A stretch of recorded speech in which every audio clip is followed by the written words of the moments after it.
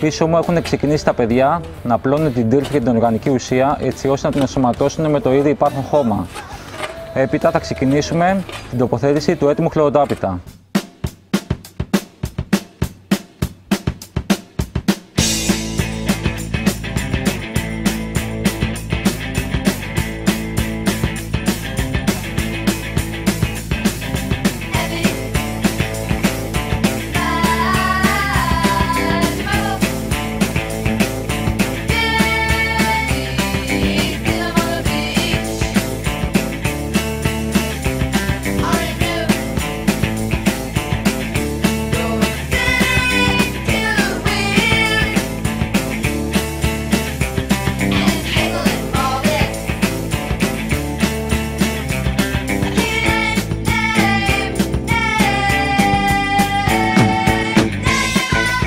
Στην επόμενη φάση πρέπει να φτιάξουμε τον μποστάνι. Αντώνη, τι χώμα έχουμε επιλέξει? Είναι η κομπόστα με υψηλές θρεπτικές αξίες. Η συσκευασία από ό,τι βλέπω είναι 20 λίτρη. Τι έκταση καλύπτει ένα 20 λίτρο σακί?